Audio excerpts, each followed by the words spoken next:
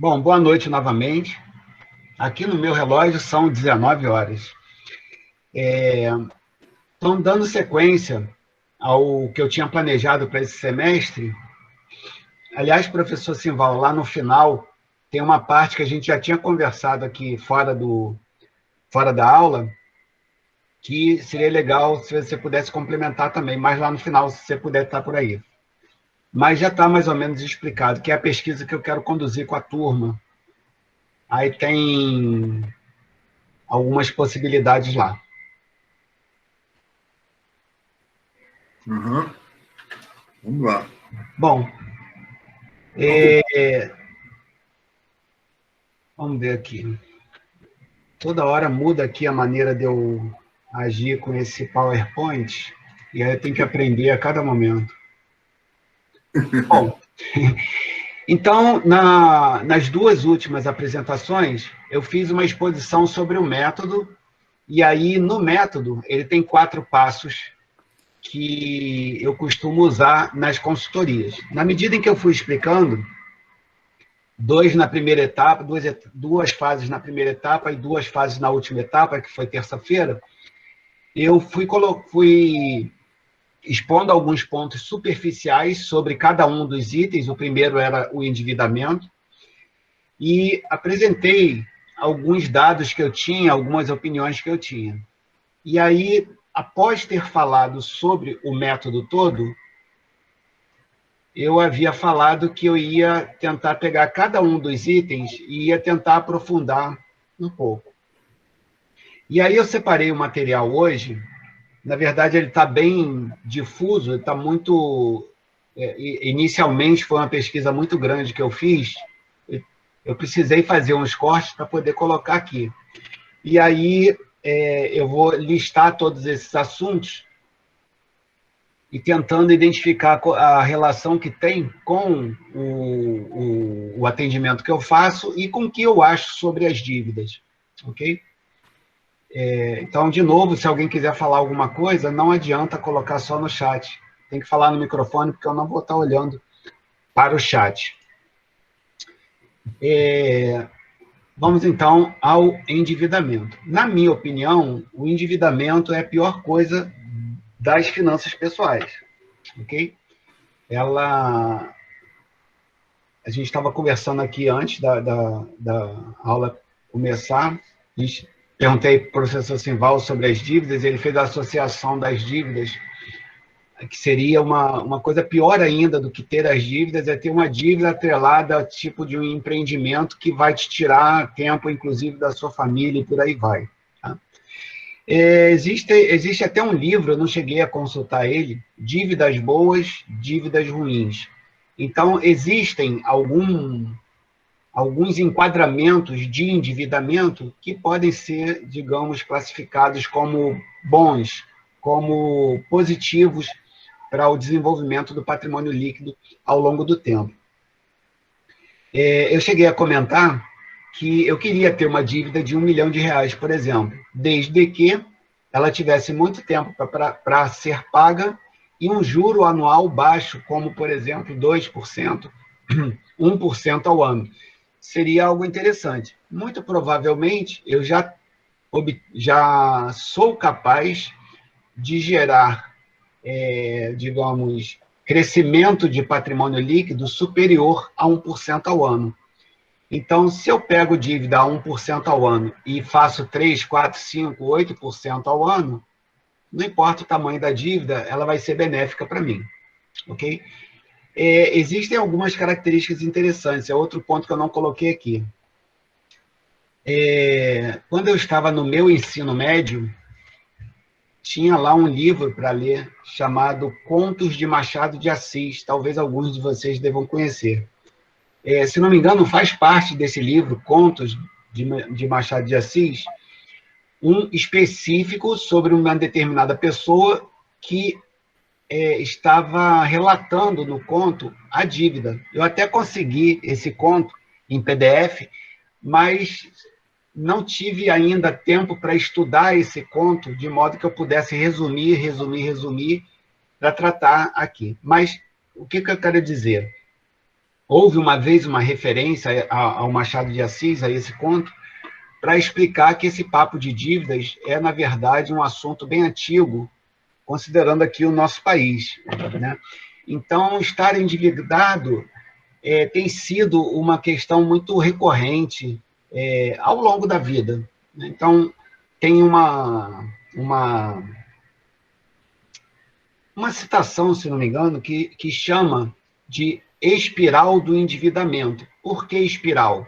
Né? Uma espiral, como a gente sabe, digamos, uma fase contínua que não acaba, e a entrada na espiral do endividamento é justamente na fase em que vocês estão agora, saindo aí da adolescência e entrando na idade adulta, acima dos 20 anos de idade, onde você começa a ter o primeiro contato com a dívida, normalmente atrelado ao primeiro contato com o primeiro salário. Então, começou a ganhar dinheiro, abre uma possibilidade aí de ter dívida, e a pessoa começa a fazer dívida, né? Então, começa com um cartão de crédito, daí a espiral, né? Vai começando a aumentar. Cartão de crédito, aí vem roupa, vem carro, vem algumas coisas assim de um valor em relação à vida já um pouco menores, né? Então, na medida que a pessoa passa aí dos 25, 27, 28, 30 anos, aí trocar de carro, trocar de casa, engajar-se num noivado, num casamento, pode ser o caso da aquisição de uma segunda casa, uma casa de campo, né? Foi uma coisa que isso aconteceu na minha família. Eu tinha uma casa em Cabo Frio que eu acabei vendendo. Então, aquela ideia de que é interessante ter um lugar nosso para poder se refugiar, né, de calor ou de frio, etc. Então, aí prossegue nascimento dos filhos, material escolar, essa coisa toda, entrada dos filhos na faculdade, compra de casa. Então, de uma certa forma, existem históricos de permanecer em dívida durante a vida inteira. Então, a gente tem que, de uma certa forma, quebrar essa espiral do endividamento, quebrar essa mania que a gente tem de tudo fazer dívida, né? Especialmente durante aí a pandemia, não sei como vocês estão lidando com isso, eu estava lidando muito bem, excelentemente bem, até o mês passado. Esse mês agora eu já dei uma rateada aqui, o último dia foi ontem, eu consegui fazer com que as minhas contas fechassem bem no final do mês, um bem meio magrelo, mas, de uma certa forma, a maioria de nós está vivenciando uma diminuição de renda com um aumento de gastos, né? Está tendo uma certa inflação, um certo descontrole, ficar muito tempo em casa, isolado, é muita comida, é muita atividade dentro de casa, aí entra na Amazon, entra na compra pela internet e a coisa começa a perder um pouco o controle, né? No meu caso, além disso tudo, ainda teve a chegada aí do Bernardo, meu filho, que já está fazendo amanhã 10 meses de idade. Então, isso acaba fazendo com que a gente tenha que reposicionar o orçamento, e tudo foi muito bem até o mês passado. Esse mês agora, comecei a tropeçar, e como eu tenho um bom sistema de orçamento, eu tenho muito boa condição de perceber o que está acontecendo e ter algumas correções. Mas essas correções não são de uma hora para outra, né? Às vezes acontece isso. Você eventualmente passa um pouco e você consegue corrigir em 1, 2 meses. Mas normalmente você está já um pouco habituado a alguns gastos que vão se elevando ao longo do tempo, e aí cortar isso tudo de uma hora para outra costuma doer muito em termos de finanças pessoais. Tá? Então, eu estou vivenciando isso, alguns dos amigos com quem eu converso estão vivenciando isso também, isso serve aí de alerta. Eu vi hoje, eu não cheguei a assistir ao vídeo, mas vi uma coisa que me preocupou um pouco. Aquilo que a gente costumava falar, vai passar, vai passar, vai passar, eu vi um vídeo cuja chamada era essa: não vai passar tão cedo assim. Então, isso aí exige realmente alguns cuidados bem manipulados por nós. E o orçamento eu vejo como sendo a melhor maneira de lidar com isso. Então, eu vou apresentar alguns itens que eu trouxe para cá e, no final, vou fazer uma proposta para vocês, porque eu penso nessa turma como continuidade de... Luiz, Sim, Luiz, pois não, pois não. eu queria, antes que você entre no detalhamento, eu gostaria de lançar a seguinte ideia aí para a turma. Na verdade, quando a gente nasce, a gente já nasce endividado. Esse endividamento não vem a partir da adolescência ou a partir do momento em que a gente entra no mundo do trabalho, né? No mercado de trabalho, e que a gente tenta amealhar algumas coisas para nós, né? Fruto completo do nosso imaginário, né? Mas a gente, quando nasce, já nasce endividado. Seu filho aí já nasceu endividado, né? Porque o país está endividado. Então, na medida em que o país está endividado, nós temos que pagar essa conta. E essa conta não está no nosso orçamento, não está no finanças pessoais, porque não é abordado. Né? Mas você, na medida que você toma consciência de que já nasce endividado, e como é que a gente vai ter que pagar essa dívida? A gente paga essa dívida com o nosso subdesenvolvimento, com os nossos parcos recursos na saúde, na educação, no saneamento básico, no nosso processo de urbanismo, né, caótico completamente, né? Enfim, tudo isso está na nossa conta. Não pense isso que isso esteja na conta do outro. Não está na nossa conta. Então, quando você já nasce, mesmo você, por uma autodeterminação, não tendo contraído esta dívida, mas alguém já contraiu esta dívida para você. Então, você já nasce no prejuízo, já nasce no negativo, né? Que você, na hora que precisar de escola, não tem, na hora que você precisar do hospital, não tem, na hora que precisar de tudo que seria do âmbito da sociedade, do social, né? Você não vai ter esse acesso. Aí vai acontecer o seguinte, vai aumentar a sua dívida. Eu gostaria de dividir assim, macrodívida, que é essa dívida que o Estado assume, que as pessoas não têm a menor consciência, e a microdívida, que é essa que você atua, né? Como a macroeconomia e a microeconomia, fazendo uma correlação com ambas, né? A gente pode até lançar isso nos nossos textos, né? Mostrando que o sujeito já nasce endividado, tendo que pagar uma conta absurda, né? O recém-nascido. Continua com a bola aí, Luiz. Beleza.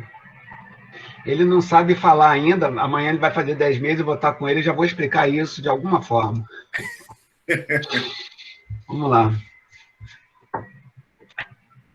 Bom, então esse aí é um slide que eu tinha nessa parte inicial, né? Eu falei sobre o atendimento, coloquei aí os 4 itens e hoje eu vou me dedicar ao endividamento. Pretendo terminar às 8 horas, no máximo.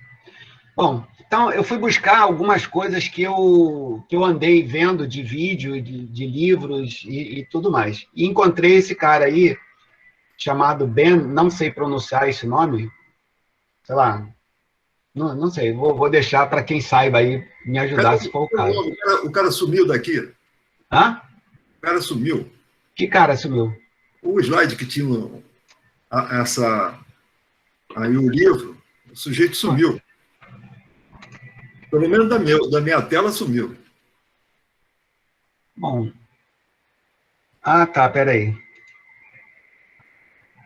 Eu não estou entendendo porque... Não, eu estou vendo ele aqui, Simão. Eu não estou. Aqui a minha tela ficou branca com um desenho aqui meio esquisito, azul. Sei lá o que aconteceu. Bom, vamos pedir ajuda aos universitários. Bom, voltou. Voltou? Então tá. Bom, então esse Ben, que eu acho que é de Benjamin, ele é judeu e ele fala muito sobre algumas questões do judaísmo relacionado às finanças pessoais. Então, um dos itens que ele trata é sobre dívidas. Esse livro que está à direita, Eu Vou Te Ensinar a Ser Rico, foi um livro escrito por ele, e foi presenteado a mim por uma das pessoas que eu atendi. O assunto lá era dívida. Aí ele falou, você conhece o Ben? Ah, não conheço. Então vou te presentear com esse livro. E aí, com base no livro, eu li e depois passei a observar alguns tipos de vídeos. E aí, basicamente, um vídeo que eu vi sobre endividamento, sobre pagamento de dívida, ele foi bem radical na explicação dele, bem de encontro ao que eu realmente acho que é como a gente deve lidar com dívidas depois de um certo ponto. Depois de um ponto onde a gente entra em colapso no fluxo de caixa, onde a gente não consegue pagar, né? Então, você vai aumentando a sua dívida até um determinado ponto, onde não há orçamento, não há o que cortar. Você, sei lá, ganha 5 mil reais e se você for pagar tudo, você vai gastar 6, 7 mil reais. No início você consegue, que você vai consumindo o que você tem de poupança, pegando dinheiro aqui e ali, mas chega um ponto que você não consegue mais. E aí o conselho que ele deu, que foi muito próximo de um conselho que eu ouvi de algumas palestras que eu andei participando, inclusive de pessoas do Ministério Público, era o seguinte: chegou nesse ponto, você tem que reconhecer essa questão, esse colapso e parar de pagar. Então, vai começar a chegar boleto, vai começar a chegar coisa para você pagar e você tem que parar de pagar. Tá? Então, você fica aí oficialmente inadimplente com relação a vários credores e a sua dívida começa a virar uma bola de neve e é essa a ideia, ok? Porque senão você não... Aí começa a entrar outras questões, seu bem-estar e tudo mais. Tá? Então, e também ele trata muito sobre a maneira agressiva que os credores têm como relacionamento para lidar conosco, pessoas que têm as dívidas com esses credores. Não se trata, ele deixa isso claro, o pessoal do Ministério Público deixou claro e eu estou deixando aqui claro, não se trata de intencionalmente provocar inadimplência. Trata-se de reconhecer uma falta de controle e ter, dentre as alternativas possíveis, uma delas é assumir que você não pode pagar e parar de pagar.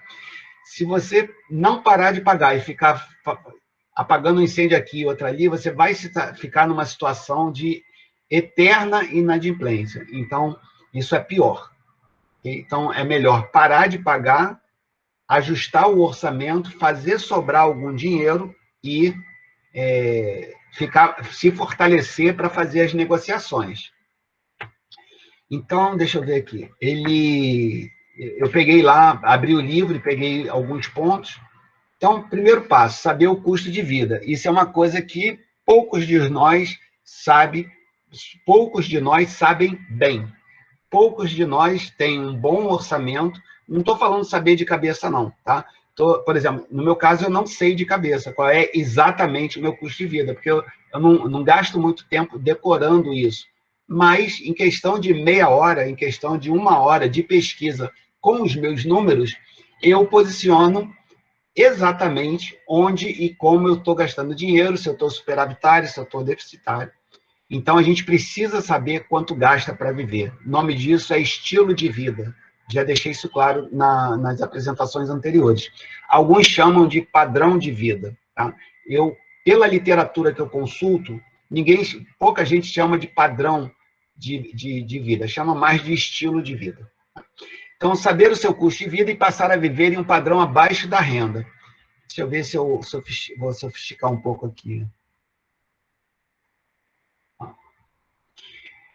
Viver em um padrão abaixo da renda é um tipo de orientação que a maioria desses itens que eu vou mostrar aqui recomenda. Então, como é que eu vou viver abaixo dos meus meios, que é como eles dizem, ou dentro da minha renda? Orçamento. Não tem como fugir disso. Com relação ao orçamento, que é o nosso segundo item, provavelmente terça-feira que vem, a galera não faz orçamento. Ninguém faz orçamento. Poucas pessoas fazem orçamento. Quem diz que faz orçamento, que é em torno de 30% das pessoas que eu atendo, essas pessoas que dizem, eu faço orçamento, elas, na verdade, elas têm um trabalho que se aproximam, que vão na direção de um orçamento. Coletam informações, de uma certa forma, organizam essas informações, mas não sintetizam aquilo tudo num fluxo de caixa. Então, com o meu orçamento eu tenho que ter um fluxo de caixa que me diga, eu ganho daqui e gasto ali. Dessa maneira, por exemplo, eu vou poder viver abaixo da minha renda. Se eu ganho 7, eu tenho como dirigir essa máquina financeira de modo que eu possa ficar abaixo dos 7 mil reais de gasto, seja em 1, 2, 3 ou 4 meses. Tá? Então, viver abaixo da renda é algo muito importante para quitar dívida ou para não ter dívidas. Nunca pagar o mínimo do cartão. Tá? Então, por exemplo, se alguém está pagando o mínimo do cartão, porque chega um ponto perto daquele colapso que eu falei. Então, tem uma dívida muito grande que não dá para pagar e começa a ficar pagando o mínimo do cartão. Isso faz com que a dívida do cartão aumente muito, né? Principalmente num país como o nosso, que tem uma taxa de juros mensal de cartão de crédito, se não me engano, acima de 10% ao mês. Eu não tenho certeza, mas já foi isso, pelo menos. Tá? Então, ele sugere, ou paga tudo, ou não paga coisa alguma, e negocia depois. Tá? Então, esse negocia depois é parte daquela estratégia que eu falei, que ele prega. Ele é muito contra as agências de cobrança. Então, ele tem até um vídeo que fala, até em termos sarcásticos, como lidar com a pessoa que liga para você para cobrar dinheiro, né? Essas empresas de telemarketing, tá? Que não é telemarketing, né? De teleatendimento. Então, ele sugere juntar dinheiro para poder quitar dívidas à vista. E uma das pessoas, se não me engano é o próximo aí, que vão sugerir, juntar dinheiro numa conta de poupança, que, pelo que esse advogado fala, a conta de poupança até o limite de 40 mil reais, ela não tem não tem como a justiça pegar um dinheiro de uma conta de poupança. Eu já soube de um caso onde a justiça pegou dinheiro de uma conta de poupança, então, mas parece que isso está na lei e a pessoa poderia ter requerido e o dinheiro teria voltado, né? Palavras lá do advogado. Então, a ideia é chegou nesse ponto de colapso, juntar o dinheiro para quitar a dívida à vista. Ele citou um exemplo de negociação, acho que ele citou uns 2 ou 3. Num deles, ele citou um exemplo de uma dívida que nominalmente era de 20 mil reais e que virou 80 mil reais, 86. Então, isso é muito comum. As empresas, os credores, inflacionam o valor com base em um contrato que é bastante leonino, com uma taxa de juros excepcionalmente alta não, rotineiramente alta. Então, um valor qualquer que você deixe de pagar, ele aumenta exponencialmente em um curto espaço de tempo. Então, eu não lembro se o exemplo foi dele ou se foi de uma pessoa que ele atendeu, que também faz consultoria. Então, na negociação, ele fez uma proposta de 2 mil reais, porque ele tinha ideia do valor original, esses 20 aqui, né?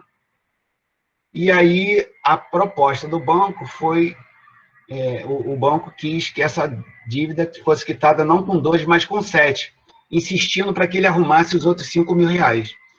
E aí ele estava explicando, a estratégia é essa. Você tem que ter uma proposta razoável para você, entendeu? Então, ele estava preparado para isso. Esse preparo emocional na hora de negociar uma dívida, o pagamento da dívida, é muito importante. Ele agradeceu o pessoal do banco, virou-se e foi embora. Tá? Então, segundo o relato lá no livro, depois que ele já estava a caminho de casa, o banco ligou para ele, né, porque o banco vai fazer tudo para te pressionar. Se você não ceder à pressão, eles vão preferir receber alguma coisa. E aí, os 5 mil que faltavam para completar, o banco fez uma proposta de, em vez de 5, pagar mais 500 reais. Então, de 2.500, ele voltou no banco, de 2 mil, ele fechou esse contrato aí com 2.500 e quitou a dívida. Então, é muito interessante para quem está nessa situação entender esse processo de negociação e saber mais ou menos como é que as coisas ocorrem. Tá? Então, era o caso ali com ele, e ele falou sobre esse episódio aí. Mas, normalmente, pelo que eu tenho visto e ouvido em palestras, você, quando vai para uma negociação dessa, você pode ter em mente que, pelo menos, 95% da dívida você pode tirar para você poder começar a falar em negociação. E o que sobra, você ainda pedir para parcelar. Tá bom? Então, isso é muito comum. Então, se você aceitar toda hora qualquer proposta que chega, sem perceber que você tem essa força de negociação, você pode não ter uma negociação muito boa. Tá? E, para isso, passar a comprar tudo à vista. Tá? Isso tem muito a ver com viver abaixo do padrão de renda que tinha falado aqui em cima. Então, essas são algumas poucas dicas que eu vi aí nesse livro. Vamos ver o que mais eu pesquisei. Esse é o Ronaldo Gottlieb. Eu não lembro, já perguntei para ele qual é a origem desse nome, ele falou, mas eu não lembro. Eu faço parte de um grupo de educadores financeiros aqui na cidade do Rio de Janeiro.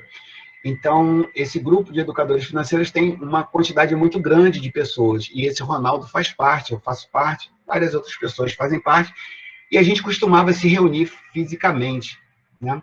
E individualmente também, um ou outro de nós, quando ia participar de um evento, a gente divulgava no grupo e a gente ia participar. Então, eu fui também em uma palestra que ele fez, fiz um vídeo com ele até. Então, é uma pessoa até bem acessível, bem interessante, e ele trabalha muito com questões de endividamento. Ele tem esse canal do YouTube aí, eu sugiro que quem quiser conhecer um pouco melhor, ele tem livros a respeito, se não me engano, ele presta consultoria também sobre isso, entrar em contato com ele para um caso assim mais pesado, e parece que ele tem bastante experiência com relação a enfrentamento ao endividamento. Então, deixa eu ver aqui. Tem 2 lâminas aqui a respeito disso. Então, uma das coisas que o banco não faz, por isso até que aquele Ben, ele gosta muito de dar porrada no banco, tá? Essa demonstração da evolução da dívida. Isso raramente acontece. Algumas pessoas que eu oriento para essas ligações que elas recebem informar a instituição que está cobrando que quer um histórico de como a dívida saiu de 8 e agora está em 2 milhões. Né? O cara pegou 8 mil reais e agora está em 2 milhões. Como é que isso daí chegou nesse ponto? Então, e aí, através de ações judiciais, esse tipo de coisa fica mais fácil. Né? Então, o que você precisa saber? Os saldos, os pagamentos, as amortizações, os juros cobrados, etc. É nosso direito ter informação clara. E aí é óbvio que as empresas de cobrança não vão te demonstrar como isso é feito, porque é óbvio que tem alguma coisa ali que faz a dívida aumentar muito, sem muito propósito. Por isso que eu estou falando que a prática das pessoas que lidam com isso é de que você tem uma obtenção de redução de 95%, eu diria 98% do valor. Então, imagina, uma dívida de 100, cento e poucos mil, você consegue quitar com 2, 3, 4 mil reais. Tá? É uma queda nesse nível. Se não for nisso, é porque tem alguma coisa que ele não quer demonstrar e que ele está tentando, já a pessoa está semi-morta ali, então deixa eu pegar um pouco mais de sangue dela para terminar essa negociação, digamos assim. Então, essa informação, ela precisa ser apresentada. Tá? Os maiores medos de quem negocia dívidas são penhoras de bens e cobrança abusiva. E aí ele fala várias questões com relação à penhora de bens que não teve como eu trazer para cá, porque é muita coisa. Eu sugiro entrar lá no canal dele, ele tem vários pequenos vídeos de 3, 4, 5 minutos, onde ele dá N casos sobre isso daí. Tá? E ele fala sobre que essa penhora de bens não é uma coisa assim tão que deve ser tão temida, tá? Porque tem alguns casos específicos onde a penhora pode acontecer. E, normalmente, não é isso que eles falam. Eles falam que vão penhorar e tudo. Aí você fica com medo até da pessoa levar a panela que você usa para fazer comida. Tá?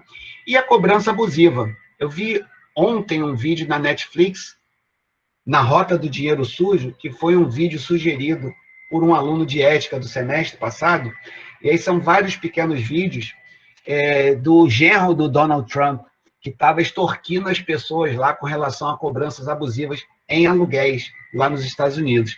Uma coisa, assim, absurdamente fora da lei. Né? O genro do então presidente da República. Eu achei aquilo fantástico.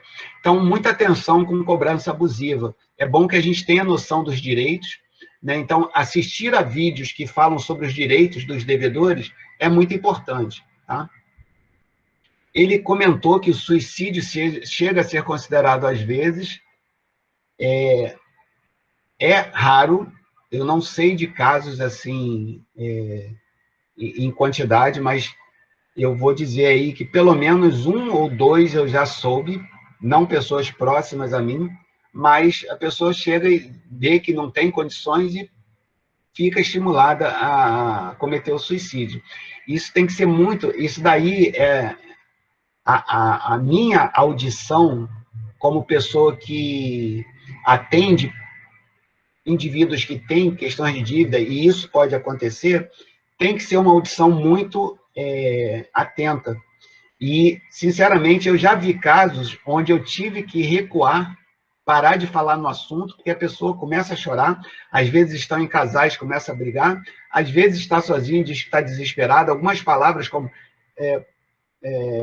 professor, eu estou desesperado, já não sei mais o que fazer. Você imagina, às vezes a pessoa sai dali e se joga debaixo de um carro, alguma coisa desse tipo.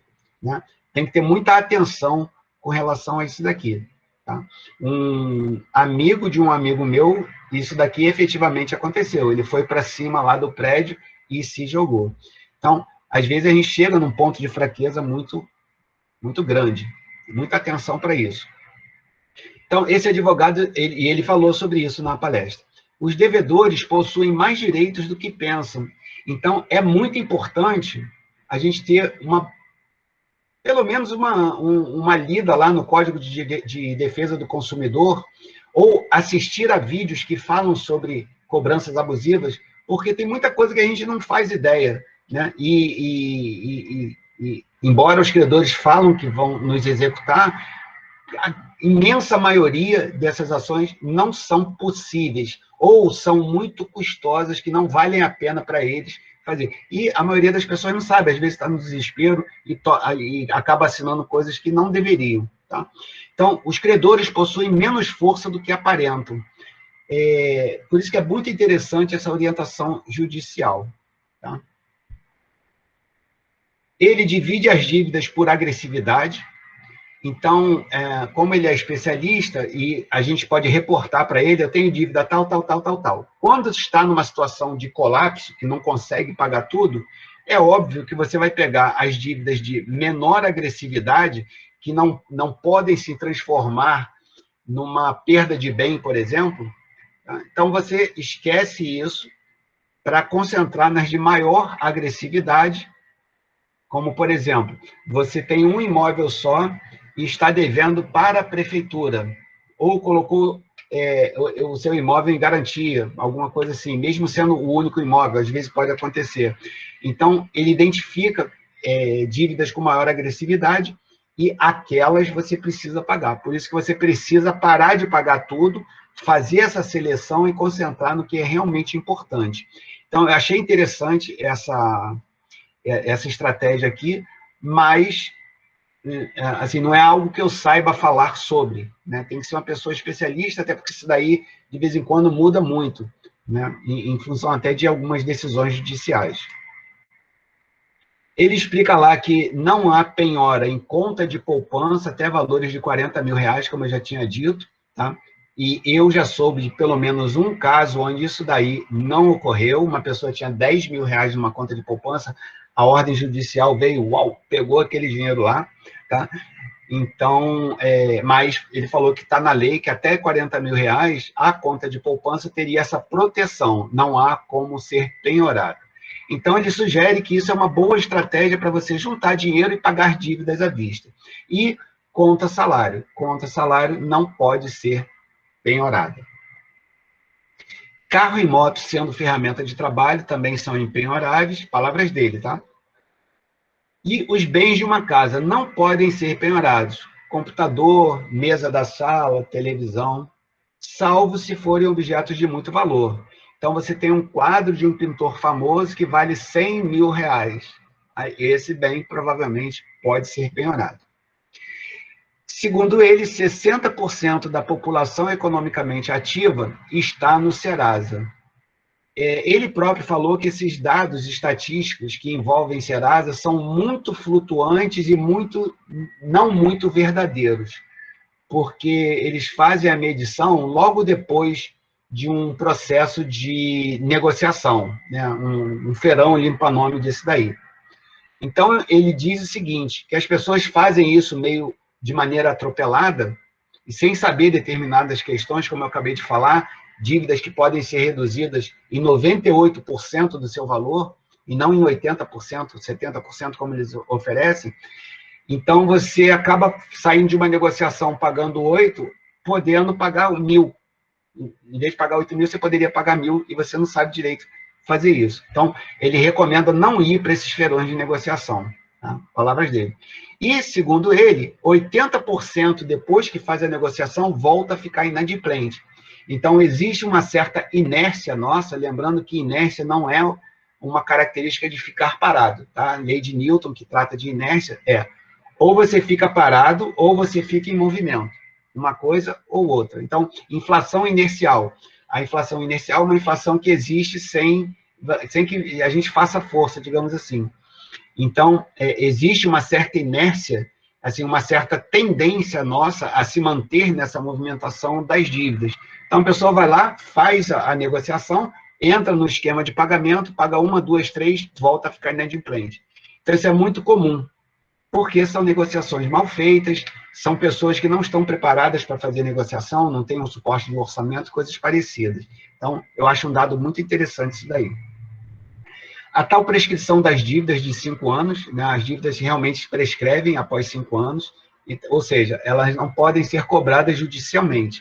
Isso é uma certa falácia que existe por aí e que realmente procede. Tá? Mas a dívida não fica extinta, ela não fica quitada. A dívida existe ainda, porém, você não pode ser cobrado dela. Então, se você tiver um volume muito grande de dívidas, esperar esses 5 anos, você vai ver que no 6º ano, se você pedir um cartão de crédito, você vai conseguir. Se você pedir o cheque especial, você vai ter, e por aí vai. Naquela instituição onde você vai ter a dívida, realmente você não vai ter muita chance, não. Tá? Então, é uma coisa interessante também. Caixa Econômica Federal, outro dia eu estava pesquisando sobre isso, né? Ela faz empréstimos sem consulta ao Serasa, desde que você apresente garantias, e os exemplos que eu vi lá foram o penhor e o bloqueio do saldo do FGTS. Então, você tem uma joia em casa que vale, sei lá, 50 mil reais, eles fazem uma avaliação, eu não sei muito bem como é isso, mas acho que eles te dão em torno de 40%, 20%, 30% do valor. Então, a joia vale 100 mil reais, ele te dá 40 mil. Se você não pagar de volta, ele fica com o bem, revende, paga os custos do empréstimo e fica com dinheiro. Tá? E o bloqueio do saldo do FGTS. Tem um saldo muito grande, a Caixa vai lá, bloqueia aquilo, te dá um empréstimo, se você não pagar, ela morde o seu FGTS. Embora sejam coisas arriscadas, mas às vezes você não está em condições, né, de pedir empréstimo, porque está com o nome lá no Serasa. Então, são maneiras alternativas, eu acho que são interessantes. Infelizmente, eu não tenho aí a referência de onde eu peguei isso, mas eu consultei vários sites, vários tipos de informação, saber que tipo de empréstimos uma pessoa pode pegar. E achei esses todos aí, alguns deles, obviamente, eu nem sei falar a respeito. Então, empréstimos online com taxa de juros baixa ou empréstimo de emergência. Quando a gente coloca emergência, porque provavelmente vai ter uma taxa de juros muito alta. Né? Com bens em garantia, só um minuto. Com bens em garantia, e aí ele cita, você tem um imóvel, isso aí um professor da UF, amigo meu, ele passou por isso. Ele tinha uma quantidade muito grande de dívidas e tinha um imóvel no nome dele. O que ele fez? Pegou um juro baixo, né, pegou um porrilhão de dinheiro, quitou tudo e ficou com uma dívida só na Caixa Econômica. Então, parece ser uma boa maneira de lidar com isso, né? O seu veículo, as suas joias, etc. Então, garantia, você não pagou, você vai perder essas garantias. Com antecipação de 13º salário e restituição de imposto de renda, para pequenos empreendedores, empréstimo consignado costuma ser do mercado a taxa menor, embora seja alta, né? Assim, na minha opinião. Empréstimo no cartão de crédito, empréstimo no cheque especial, que a gente não considera muito como um empréstimo, né? E financiamentos de veículos e imóveis. Seria interessante a gente detalhar cada um deles, mas nem eu tinha essa informação nas minhas anotações, e nem eu acho que seria muito relevante para a gente falar aqui. Essa Luciana Fiô, ela é uma pessoa que também faz parte desse grupo de educadores financeiros. Ela tem um perfil no Instagram e tem no YouTube também. Então, embora eu não tenha estado com ela ainda, ela entrou no grupo, mas eu não participei de nenhuma reunião onde ela estivesse com ela pessoalmente, mas ela fez parte desse grupo, e quando a carreira dela começou a decolar aí com essas interações aí com o YouTube e com o Facebook, ela saiu do grupo. Então, eu cheguei a ver algumas questões com ela, mas foi uma pessoa que eu conheci muito pouco.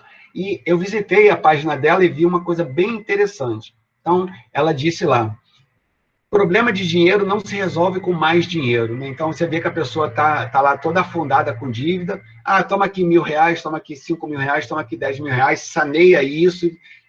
Não vai conseguir. A pessoa vai se enrolar mais ainda, vai ter, na verdade, mais uma dívida. Eu achei isso interessante porque quando a gente está com esse problema de dívida, parece realmente, se a gente pegar ali R$5.000, R$10.000, a gente vai resolver o nosso problema. E não é bem assim. Então, ela pediu muita atenção para isso daí. Ela indicou uma coisa que eu sabia, assim, muito distante, mas quando eu assisti ao vídeo com ela, eu fui lá e chequei. Inclusive, nem foi uma informação muito fácil de obter. Agora, para montar aqui o slide, eu achei com facilidade, mas é porque eu já fiquei muito tempo patinando para ter essas informações. O site do Banco Central do Brasil, ele tem uma relação de instituições financeiras, que são essas que estão sendo apontadas aí, tá? Com taxas regressivas, ou seja, para você fazer a portabilidade. Então, se você está num empréstimo onde você paga 1,5% ao mês de juro, você pode ir para um outro empréstimo que te cobre apenas 1%. Tá? Então, você provavelmente não, você certamente vai pagar menos dinheiro se você levar a sua dívida para outra instituição. Tá? Quando eu soube disso daí e passei a recomendar isso nos atendimentos, fiz umas 3 ou 4 recomendações nesse sentido, eu vi que era muito difícil a pessoa operar. O retorno que as pessoas davam para mim não era muito positivo. Por quê? Eles entravam em contato, por exemplo, às vezes é um banco lá da Paraíba, que está com uma taxa muito boa. Aí a pessoa ligava para o banco, aí o banco só tem a possibilidade de fazer esse tipo de empréstimo para a pessoa, por exemplo, que mora lá na Paraíba, né? Então, como era um servidor do Estado aqui do Rio de Janeiro, que não tinha o convênio, aí não era possível. Então, não é uma coisa assim tão fácil de saber, mas você tem uma ideia, às vezes tem uma instituição que seja favorável, né? Por um acaso eu vi, eu vou mostrar para vocês aí a coleta que eu fiz ainda agora, o Banco Inter aparece no terceiro, ou seja, o Banco Inter é que faz um tipo de empréstimo que é o terceiro mais barato. E Banco Inter, por exemplo, eu sou cliente do Banco Inter, né? Não é um banco assim muito difícil de eu, por exemplo, entrar em contato se for o caso. Eu estou no Nubank também há 1 ano e pouco, ou 2 quase, e já vi agora, o Nubank está falando para mim ultimamente que eu já tenho uma linha de crédito aberta de R$25.000. Falei, caramba, né? Está sendo assim, muito fácil você ter limite de crédito, digamos assim. E ela tentou também, para esse detalhe aí, atenção para custo efetivo total, né? Não é só a taxa do juros. O empréstimo é de 0,8, mas você tem mais isso, isso e isso, que vai fazer o 0,8 virar 1,2% ao mês. E é uma coisa que a maioria das pessoas não presta atenção. Quando você entra lá na página do Banco Central, você vê essas possibilidades o Banco Central faz uma coleta de informação no mercado e apresenta por ordem crescente de taxa. Então, a seta está dizendo aí, não dá para ler muito bem, crédito pessoal não consignado. Aí eu peguei essa página e abri. Tá? Então, quando você entra lá no crédito pessoal não consignado, ele lista por ordem crescente de taxa. Então, está aí o site do Banco Central com taxas progressivas para que as pessoas possam fazer a portabilidade das dívidas. Então, hoje que eu peguei essa foto aí, vê aí, o Banco Safra é o primeiro lá, 0,89% ao mês. Então, às vezes, por exemplo, você quer emprestar o dinheiro para alguém, você quer saber qual é a menor taxa possível, uma possibilidade é essa daí, você consultar o Banco Central, você vai ver que taxa está sendo praticada naquele momento no Brasil por uma instituição financeira. E essa relação vai até 70 posições, onde a JB Credit oferece 26,72% ao mês. Eu não acreditei. Meu Deus, é muito absurdo isso, tá? Outro dia eu estava andando, hoje em dia eu não tenho feito muita compra na Líder, mas eu costumava andar muito na Líder para comprar roupa barata, e fui ver lá uma proposta de crédito para trazer aqui para as aulas, e era nessa faixa aí, 20%, 30% ao mês. É um absurdo. Logicamente, eu tenho a impressão que são valores bem pequenos, né, onde a inadimplência vai ser muito alta, mas um ou outro que paga compensa um monte de gente que acaba não pagando. Então, entender essa questão das taxas aí é bem interessante para a administração das dívidas. Olha o que eu falei aqui, ó, Banco Inter é o terceiro juro mais baixo, 1,09 ao mês.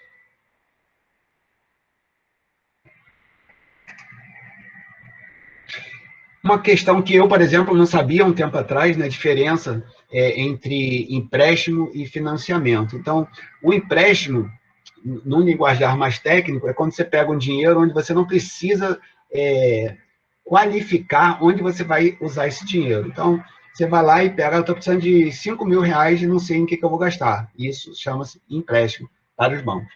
Se você vai pegar um empréstimo que seja específico para comprar uma casa, um carro, um objeto qualquer, ele se chama financiamento. Então, financiamento é um empréstimo que tem amarrado ali no contrato, que ele é especificamente para aquela determinada aquisição, e normalmente isso fica como garantia. É uma coisa interessante.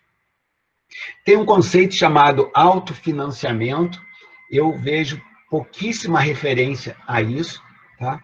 Então, é uma sugestão que eu faço, às vezes, em algumas palestras. Nós podemos ter um fundo para bancar nossos gastos, ou seja, para financiar nossos gastos. Então, você abre uma poupança, por exemplo, de 2 mil reais, e aquela poupança de 2 mil reais, que é um valor relativamente baixo, passa a ser o seu cartão de crédito. Para o pessoal que é de contábeis, não deve ser difícil gerenciar esta conta como se fosse uma entidade, um banco, por exemplo, de onde você vai ter o seu cartão de crédito e você paga juro para si próprio. Então, pega lá um dinheiro qualquer e devolve para esse fundo com juro de 1, 2, 3, 5% ao mês. Não tem problema. Tá? Então, essa poupança inicialmente pode bancar o seu cartão de crédito, gerando juros para você mesmo. Tá? Daí a pouco esse valor de 2 mil pode passar a ter 10, pode passar a ter 15, 18, 20, 30 mil reais, você pode comprar um carro, pode chegar a 50, 70, 100, cento e poucos mil reais, você pode comprar uma casa dessa maneira. Obviamente, conforme esses bens vão aumentando de valor, você provavelmente vai precisar de um certo prazo para gerenciar esse crescimento. Tá? Então, a ideia é fazer um fundo cobrar juros de si próprio. Pode parecer um pouco estranho, mas eu queria até fazer uma simulação com isso. Isso me parece ser uma ferramenta muito interessante, você financiar suas próprias atividades.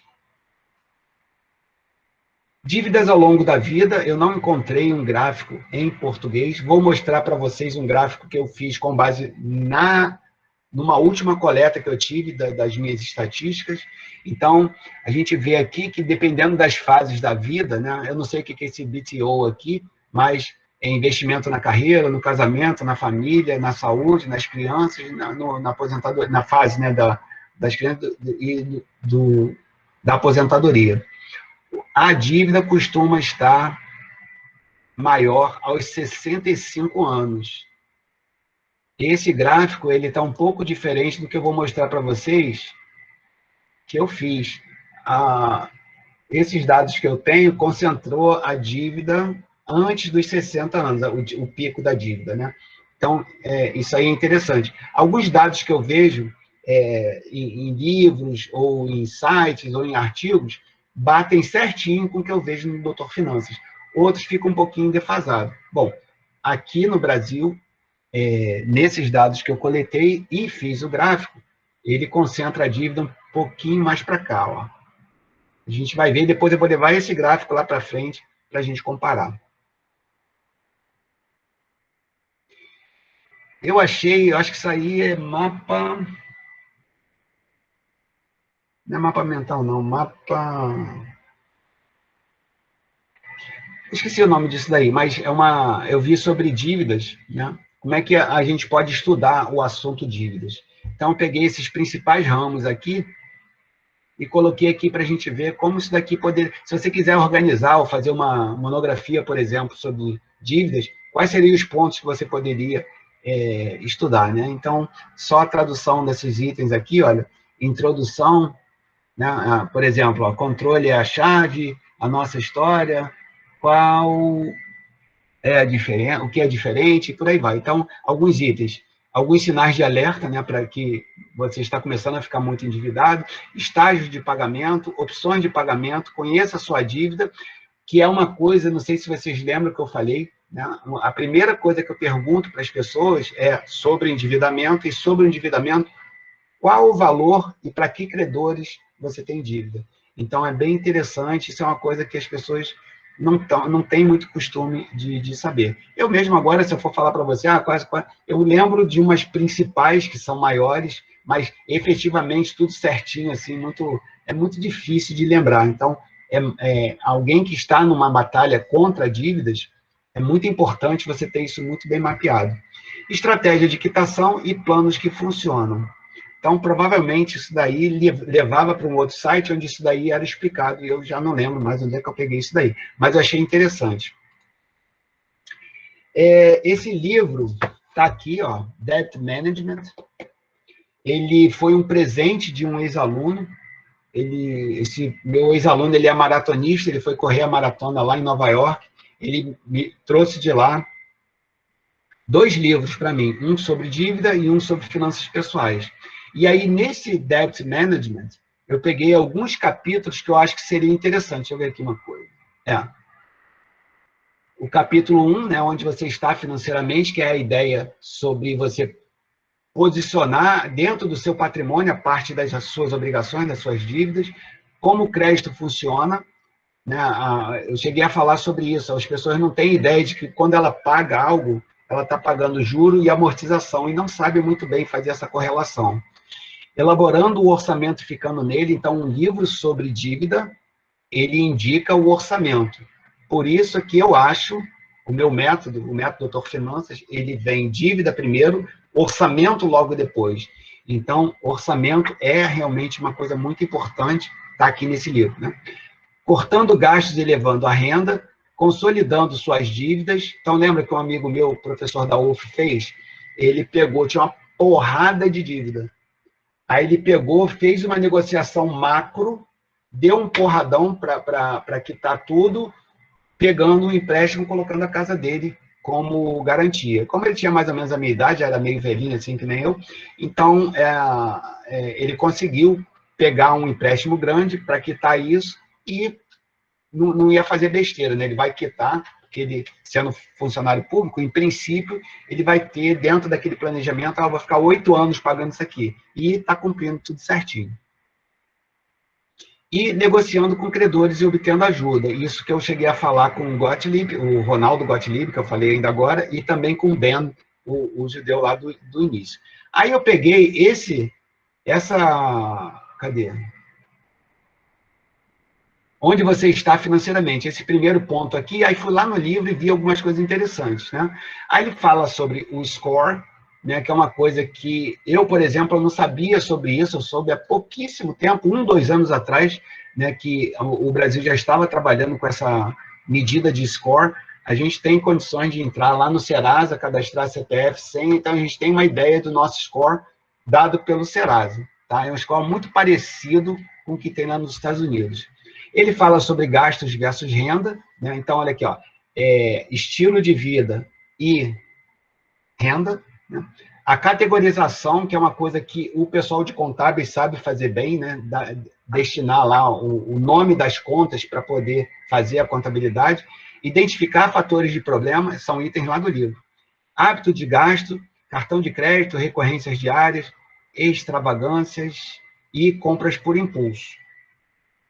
Deixa eu ver aqui rapidinho até onde vai, porque já passou do nosso tempo. Deixa eu ver aqui rapidinho. Vou tentar correr aqui. Então, são coisas que estão nesse primeiro livro aqui. Acho que eu peguei 3 livros. Ah, tá. Uma outra ideia, né? Ainda no Debt Management, um item aqui. Fazer o balanço patrimonial. Só que ele não fala de balanço patrimonial. Ele fala catalogar o que você possui, né, os bens e direitos, e catalogar o que você deve. Aí eu peguei 2 figuras de balanço patrimonial pessoal. Não vi muitos bacanas em português, como esse daqui, e vi alguns mais bacaninhas, como esse daqui, em inglês. Então, é muito importante a gente fazer um balanço patrimonial, sugerido aí pelo livro. Um segundo livro, O Milionário Mora ao Lado, esse daqui é um livro importantíssimo. Ele trata do perfil dos milionários. A maioria de nós tem uma ideia muito errada de como os milionários são. Tá? Então, dívida média para alguém chegar com patrimônio líquido acima de $1 milhão, considerado milionário, lá nos Estados Unidos. 57 anos. Quando eu faço essa pergunta em palestras, as pessoas acham que os milionários chegam a essa situação, em média, com 30 anos de idade. Isso está errado. Então, o livro ele é como se fosse uma receita que a grande maioria de nós, com algum esforço, consegue chegar a ser milionário e com uma certa facilidade. Então, o que eu achei que tinha lá nesse livro mais próximo de dívida, assim, para a gente falar aqui na nossa aula? Vivem abaixo dos meios. Né? Está lá no item do livro Retrato de um Milionário. Então, viver abaixo dos meios significa colocar estilo de vida embaixo da renda. Então, repara que isso aí, a grande maioria fala a mesma coisa. Em média, tem uma renda menor que 7% da sua riqueza ou patrimônio líquido. Normalmente, o milionário não tem renda alta. Ok? Difícil explicar aqui muito rapidamente, mas quanto mais renda, mais tributação. Então, essa galera costuma fugir muito de renda. Tá? E a maioria faz orçamentos meticulosos. Então, de novo, reforçando aqui aquele que vai ser o nosso próximo ponto, orçamento, para quitar dívida. Terceiro livro, Soldado das Finanças, também em inglês, tá? Pedi na Amazon. E aí tem lá o capítulo 3, Mensure a sua dívida, e capítulo 6, Reparo do crédito. Então, mensurar a sua dívida tem a ver com esse balanço patrimonial que eu tinha falado. Então, repara que são assuntos que se repetem, né? Ele chama isso do seu status financeiro. O significado de uma dívida não tão alta, né? O quanto é ter uma dívida e entender que ela não é alta. E, de novo, olha aqui, ó, vivendo dentro dos seus meios. Então, repara, eu peguei aqui 3 livros, várias exposições sobre isso. É uníssono. A maioria fala a mesma coisa. A gente precisa viver dentro da renda. Tá? Parece óbvio, né? Mas a maioria de nós não faz isso. E reparo do crédito. Pare o sangramento. Então, você tem que saber onde está sangrando para poder cortar. Então, isso é interessante, a ideia da contabilidade, a ideia de você classificar os gastos e identificar onde você pode fazer corte.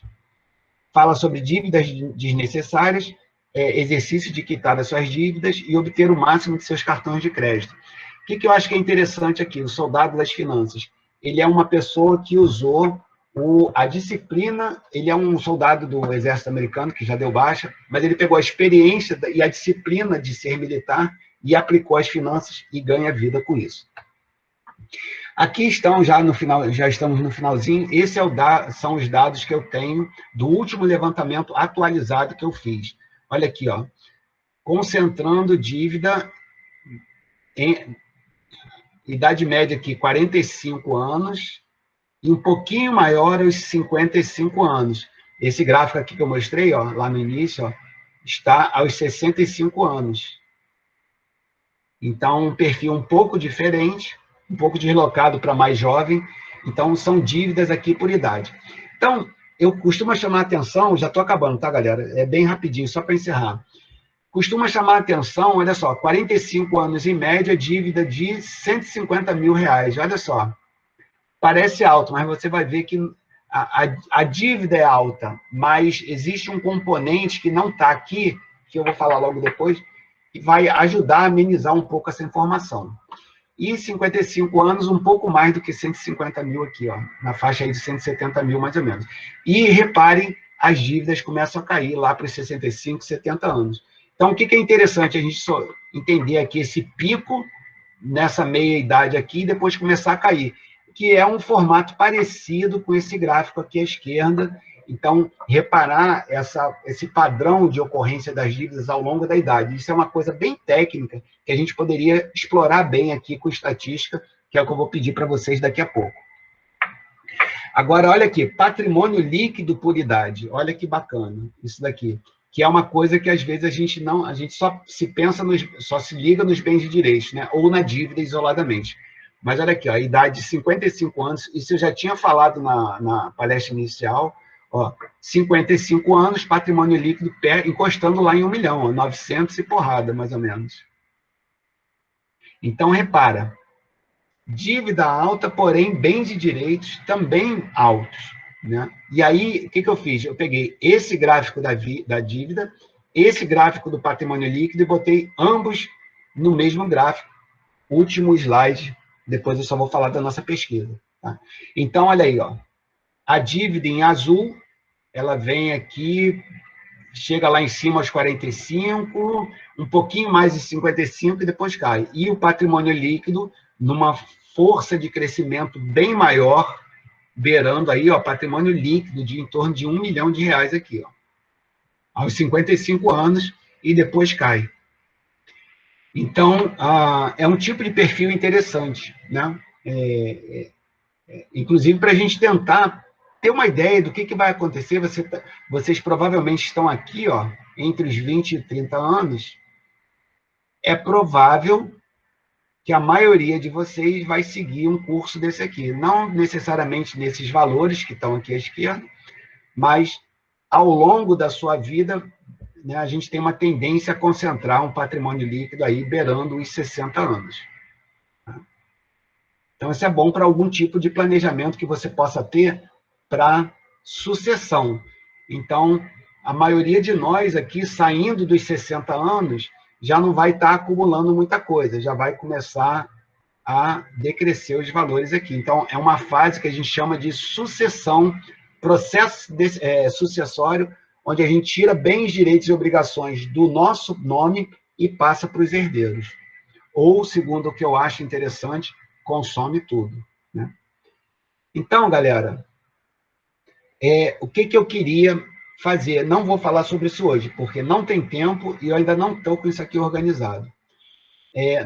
A tarefa da turma vai ser obter informação sobre endividamento. Tá? Então, eu vou fazer pedidos para vocês, através do e-mail, para que vocês obtenham esse tipo de informação e mandem por e-mail. Tá? Então, eu vou catalogar tudo, vou guardar tudo na nuvem, para, não sei se nesse período, mas em período eu posso preparar o material da turma que vem com a de vocês, mais esse que eu já tenho. Tá? Então, o objetivo vai ser a gente obter informação sobre endividamento. Na verdade, é endividamento, orçamento, investimento e fruição, que é essa última parte que eu estava falando aqui, ó. Essa parte aqui, a última parte da nossa vida. A ideia também é obter relatos, então você pode fazer, de repente, uma entrevista com pessoas, né? Como ela enriqueceu, como ela se empobreceu, como é que foi a aventura dela ao longo da vida em relação às suas finanças pessoais. Isso vai me interessar também. Dados para correlação, vocês viram aí que eu correlacionei idade com dívida ou patrimônio líquido. Então, existem alguns outros itens que a gente pode fazer correlação. Sexo, lugar onde vive, nível de formação. Então, seria muito interessante a gente obter alguma correlação em relação a esses dados que a gente vai ter. Suporte de literatura, então, alguns textos científicos que falem tecnicamente sobre endividamento. Notícias da grande mídia, então, como essa do Serasa lá, que o Gottlieb falou, né, que 80% volta a ficar inadimplente, sei lá, esse tipo de coisa, são um tipo de informação que não tem base científica, mas de alguma forma é interessante para que a gente possa ter, para gerar conhecimento. E algumas fontes alternativas, né? O professor Simval gosta muito de falar disso. A gente pode procurar abordagens às dívidas na arte, como eu estava falando ainda agora, tem um conto de Machado de Assis que é sobre endividamento, na religião, como é que as religiões percebem esse problema do endividamento, como é que isso é tratado em termos de fé lá com os envolvidos nessa região. E algum outro tipo de fonte de conhecimento que a gente possa sugerir para fins de pesquisa. Bom, passei um pouquinho do horário, minhas desculpas. A ideia era falar um pouco sobre o endividamento. Eu fui fazer uma busca lá sobre alguns itens que eu tenho anotados, livro, YouTube e coisas que eu desenvolvi, e mostrei uma pequena palhinha sobre alguma estatística. Aquela estatística que eu apresentei nas 2 aulas anteriores, elas eram um pouco antigas, vão até 2019 já. Só essas que eu mostrei aí, elas são mais recentes, já encostam aqui em 2020. Bom, quero saber se alguém tem alguma questão, professor Simval. Também acho, Daniel, eu sou fascinado nesse assunto, acho isso muito bacana. Algum comentário, meu professor? Não tem comentário, não. Eu acho esse tema aí extremamente relevante para nós aprofundarmos isso aí, porque é o ponto mais importante, eu acho, dessa matéria. É isso e a aplicação em Bolsa de Valores. Eu acho que são 2 temas que a gente deveria mergulhar mais. Eu acredito que eu vou fazer uma exposição dessa por dia, né? Então, eu vou ter 4 dias para fazer. Fiz endividamento, depois orçamento, o investimento e a fruição. Depois acabou. Então, se for o caso, a gente aprofunda mais, ou eu chamo alguém, né? Como a gente fez semestre passado, eu chamei pessoas do mercado para falar, a professora Tereza, como professor. Eu acho que a gente deve, inclusive, buscar um advogado para falar sobre isso. Aquela parte jurídica, ela é extremamente importante. Esse Gottlieb, ele... Não posso dizer que ele é meu amigo, assim, mas acredito que se eu chamar, ele comparece aqui. Beleza, ótimo. Bom, eu desenhei aqui uma coisa para falar por último.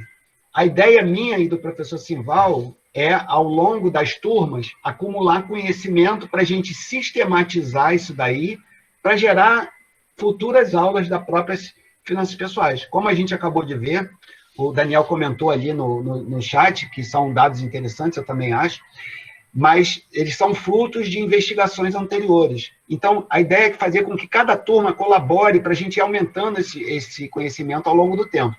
Então, a minha cobrança com vocês vai ser fazer esses relatos sobre esses 4 itens. Eu ainda não sei exatamente como eu vou fazer, mas provavelmente vai ser por e-mail e vocês vão produzir um conhecimento qualquer, mandar por arquivo e eu vou sistematizar isso numa nuvem que eu ainda vou preparar, tá? Mas, basicamente, a gente vai ver aí que tipo de missão a gente pode passar para vocês. Vai ser coletar informação não muito grande e mandar para que a gente forme um quadro grande sobre isso. E aí, a informação de vocês vai acumular com a que já existe, a ideia sobre tudo isso vai ficando cada vez maior. Essa é a ideia. Bom, deixa eu ver se pintou mais alguma coisa aqui. Opa, concordância aí, professor Simval. O aluno concorda com você. Agradeço a atenção de vocês. Desculpe aí por esses 15 minutos que eu exagerei. Quem for de ética, 8h30 a gente está aqui de volta. Uma boa Semana Santa para vocês e até terça-feira, se Deus quiser. Forte abraço, galera. Valeu, professor. Muito obrigado. Tchau, tchau. Tchau, Daniel. Abração.